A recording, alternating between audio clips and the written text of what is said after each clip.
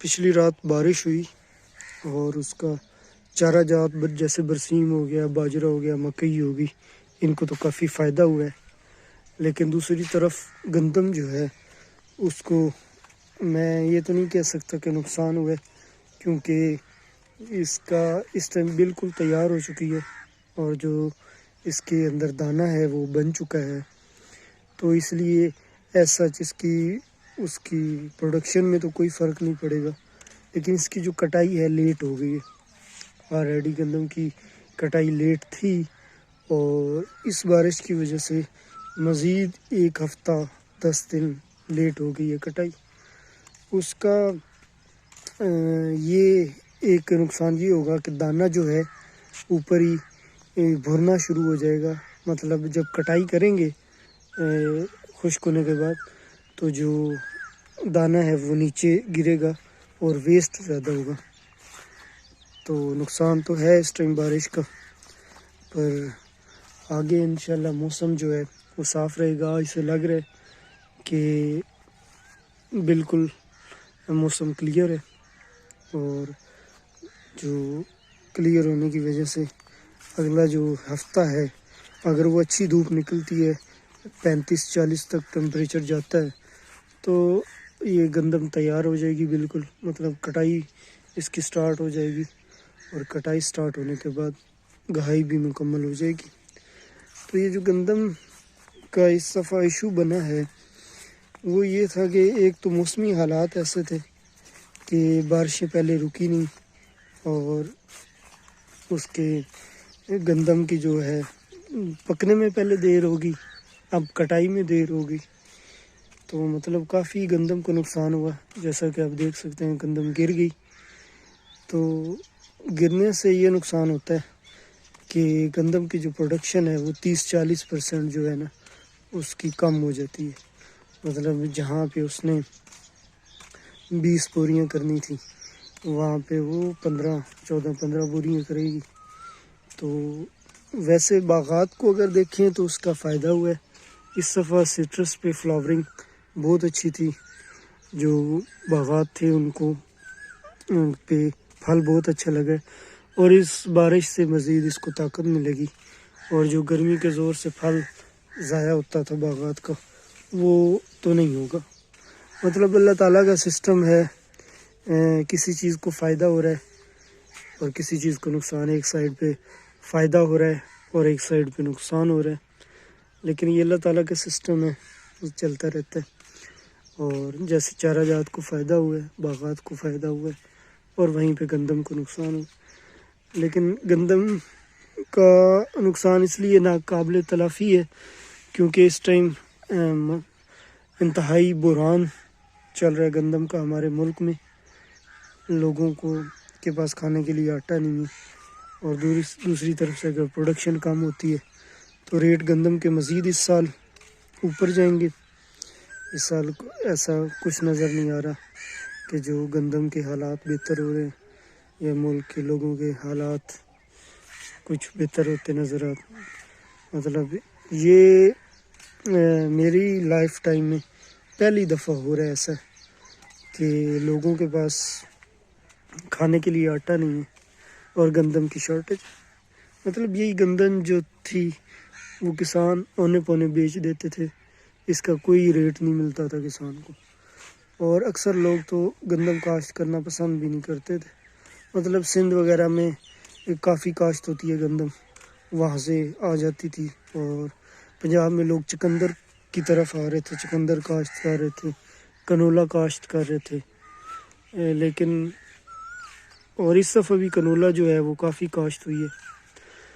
لیکن جو گندم ہے اس کی جو ریٹ ہے بڑھنے کی وجہ سے اگلے سال امید کی جا سکتی ہے کہ گندم اور زیادہ کاشت ہوگی، کیونکہ یہ ضروری بھی ہے.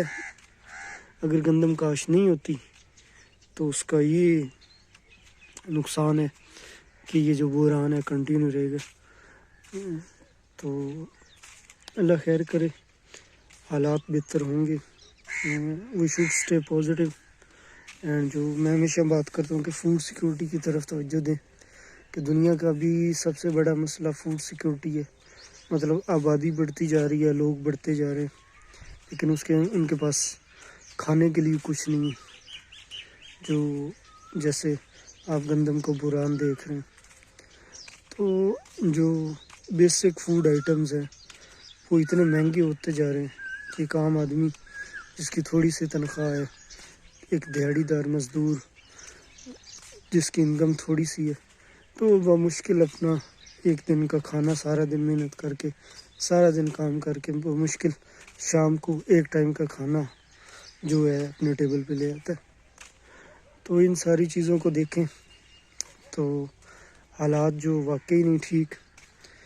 اور جو اگر آپ شہروں میں چلے جائیں، مطلب شہروں کے ارد گرد جو رقبہ تھا، اب لاہور میں دیکھتا ہوں، باقی سٹیز میں دیکھتا ہوں، تو ہاؤسنگ سوسائٹیز میں کنورٹ ہوتا جا رہا ہے جو بھی اچھا زرعی رقبہ تھا.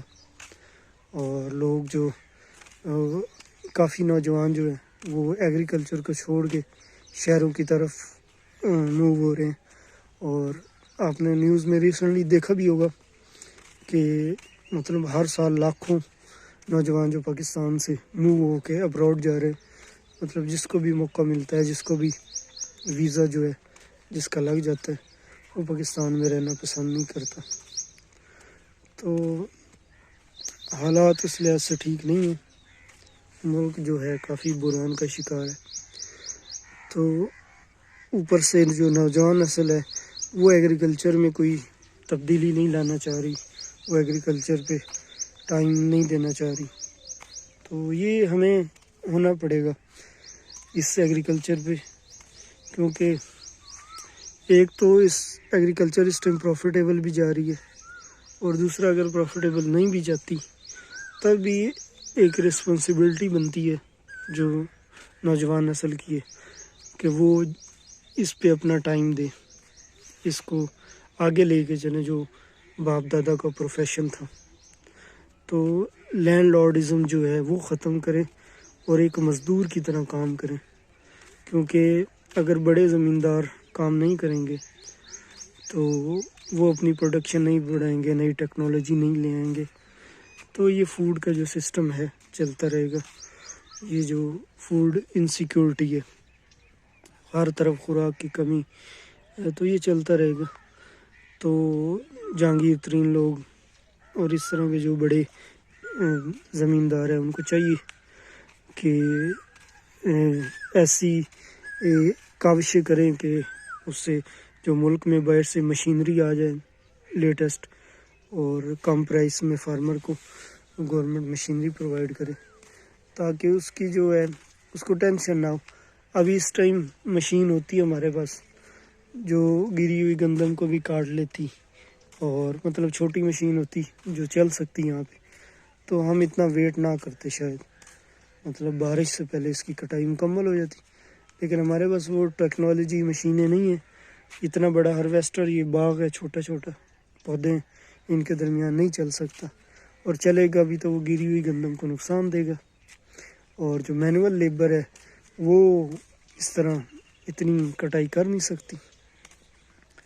تو اس وجہ سے یہ گندم جو ہے لیٹ ہو گئی ہے، اور پہلے ارلی بارشز ہو گئیں، اب جو لیٹ رینز ہو رہی ہیں. تو یہ سارا سسٹم جو ہے نا ٹھیک نہیں ہے. ہمیں ٹیکنالوجی کی طرف آنا پڑے گا، ہمیں اپنی نوجوان نسل کو اس طرف لانا پڑے گا، اور ہمیں جو ایگریکلچر کے لیے جو زمین ہے وہ ایک مختص کرنی پڑے گی.